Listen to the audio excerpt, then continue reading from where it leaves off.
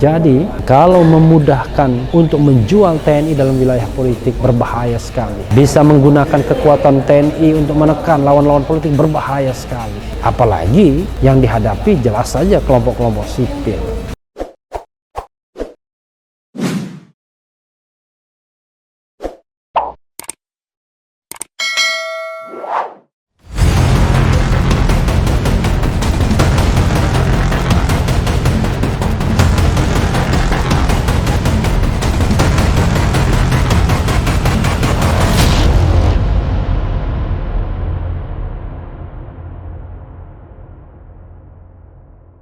Assalamualaikum warahmatullahi wabarakatuh, Sobat RH sekalian. Jumpa lagi kita di channel yang keren ini, Keren Cadas. Kali ini saya mau menguber ya pernyataan dari Gatot Nurmantio menanggapi ya hal yang baru berkembang belakangan ini ya. Judulnya Gatot Nurmantio, jangan ikuti pemimpin yang jual TNI, jangan ikuti pelacur politik. Glora.co.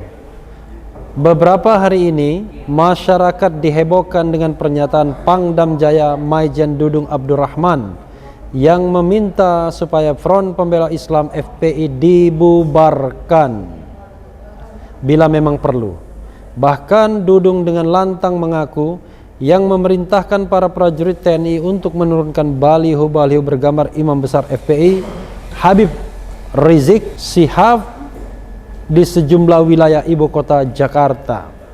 Tak tanggung-tanggung, alutista TNI dikerahkan cuma untuk menurunkan baliho dengan wajah Habib Rizik. Akibatnya, aksi TNI itu mendapat kritik keras dari sejumlah pihak, termasuk mantan Kepala BIN Letjen Purnawirawan TNI Sutioso atau biasa yang disapa Bang Yos. Kemudian warga net pun kembali mengunggah pidato mantan Panglima TNI Jenderal Purnawirawan Gatot Nurmantio. Tampaknya orasi Gatot dikait-kaitkan dengan sikap Pangdam Dudung yang diduga terlibat dalam kegiatan politik sipil. Video orasi Gatot ini diunggah kembali oleh akun YouTube Aswaja TV pada Minggu 21 November 2020 yang berjudul Tamparan Keras Jenderal Gatot Nurmantio kepada Pangdam Jaya yang ingin bubarkan FPI. Dalam video tersebut, Gatot mengingatkan para prajurit TNI harus netral termasuk Polri.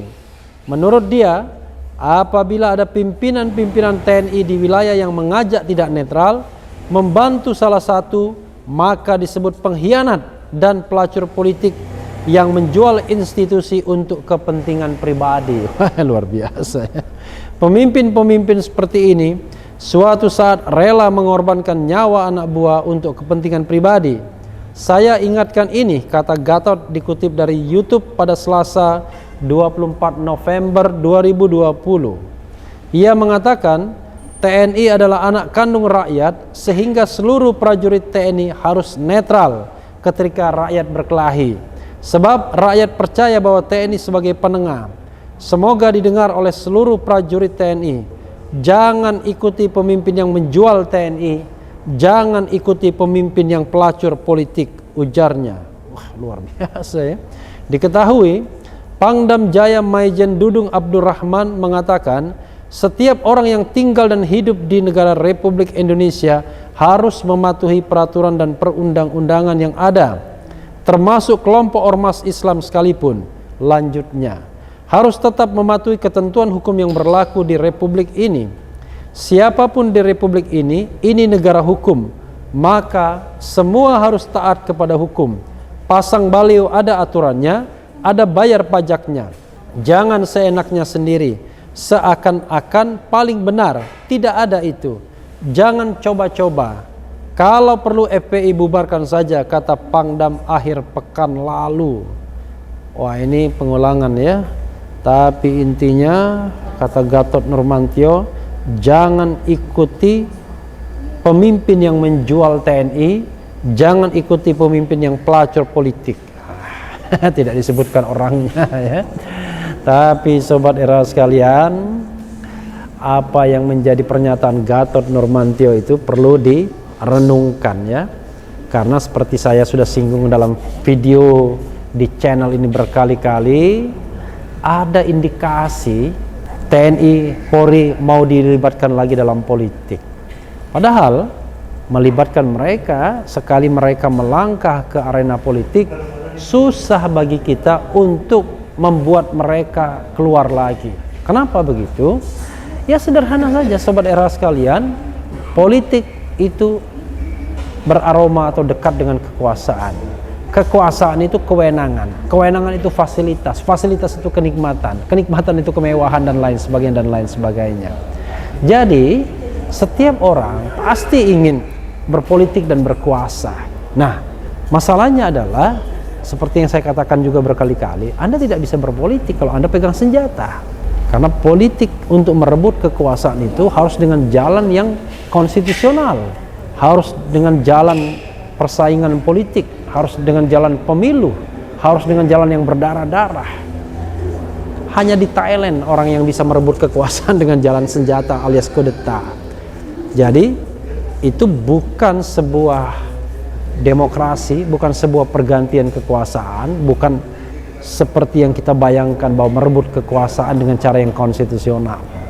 Jadi ketika Dudung mengatakan bahwa dia ingin bubarkan FPI, jelas pernyataan yang keliru.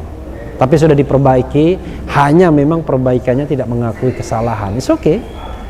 Tetapi ketika dia mengatakan bahwa menurunkan baliho itu karena dia tidak ingin melihat pelanggaran-pelanggaran hukum dan semua orang harus taat pada hukum, pernyataannya tidak keliru.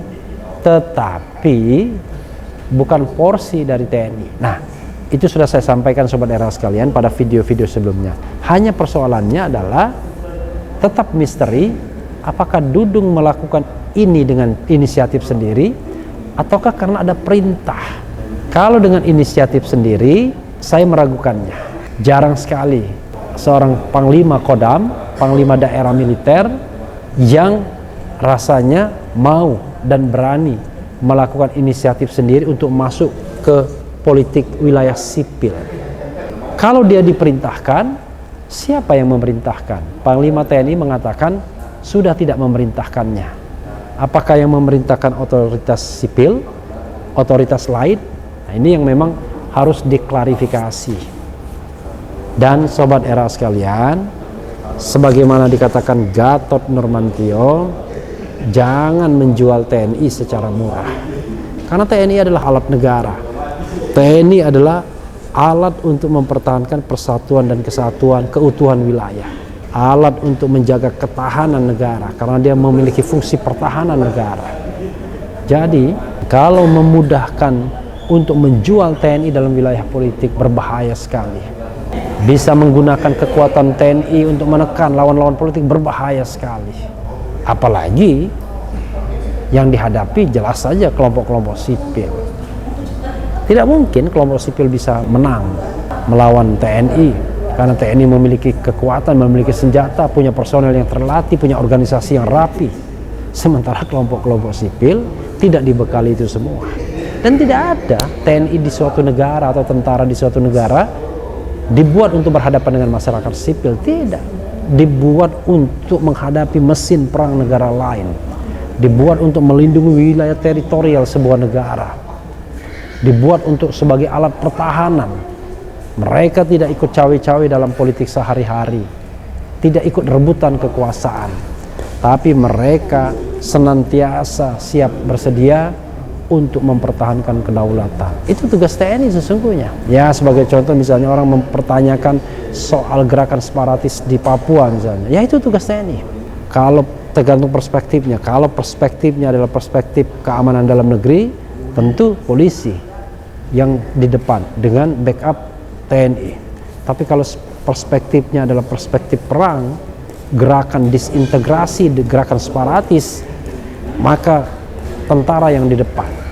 tergantung perspektifnya. Tapi kalau wilayah sipil seperti yang dilakukan oleh Dudung Abdurrahman dengan keyakinan penuh, itu tidak ada justifikasinya sebagai tugas TNI.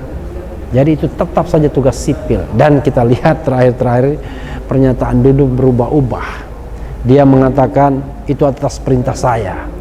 Tapi dibaca di berita lain mengatakan bahwa ada permintaan dari Satpol PP. Ada yang mengatakan ketika Satpol PP dan polisi tidak mampu. Bukan maksud saya untuk membubarkan FPI, bukan kewenangan saya. Tidak boleh orang melanggar hukum dan lain sebagainya. Semua puzzle pernyataan-pernyataan dari Pangdam ini menurut saya memang menunjukkan sebuah logika berpikir, sebuah langkah yang sebenarnya tidak genuine dalam dirinya sendiri. Ya mungkin saja ada kekuasaan, ada kekuatan yang memerintahkan dirinya, dan kebetulan barangkali juga Maijen Dudung punya perspektif terhadap kelompok-kelompok seperti FPI. Saya juga membaca misalnya statement dia mengenai akan melarang kegiatan 212 yang juga lagi-lagi bukan wilayah dia. Karena kalau kita bicara perhelatan 212, soal tempat itu adalah Pemda DKI. Soal tempat. Soal izin keramaiannya adalah tugas keamanan polisi. Tidak ada kaitannya dengan Pangdam. Kenapa kemudian muncul statement di media juga saya baca akan melarang kegiatan 212? Jadi pertanyaannya, persoalannya Sobat Era sekalian, bukan karena saya kuat maka Anda diberikan kekuasaan melarang. Tidak. Ini semua harus didasarkan pada prosedur yang benar. Kalau diadu ya wajar saja, TNI pasti lebih kuat daripada polisi. Polisi lebih kuat daripada sipil. Tapi persoalannya adalah kita bisa bicara mengenai yang namanya division of labor, pembagian tugas. Nah, kalau sudah pembagian tugas harus taat, karena pembagian tugas antar aparat negara itu diatur tidak hanya di undang-undang tapi di konstitusi, di Undang-Undang Dasar 1945, dan Undang-Undang Dasar 1945 sudah menggariskan TNI berkuasa di wilayah pertahanan, sementara Polri di wilayah keamanan. Sementara di wilayah lain turun-menurun baliho, debat-mendebat dan lain sebagainya bukan porsi mereka untuk ikut-ikutan dalam politik sehari-hari. Itu adalah porsi di luar TNI dan Polri. Yang penting tetap di channel ini, karena di channel ini Anda akan dirayu, ditipu, dibaperin, dicecar, diuber pula di jalur khusus. Karena channel ini adalah channel yang mengancam, memeras, dan membenci. Jangan lupa subscribe, like, comment, and share. Cheers.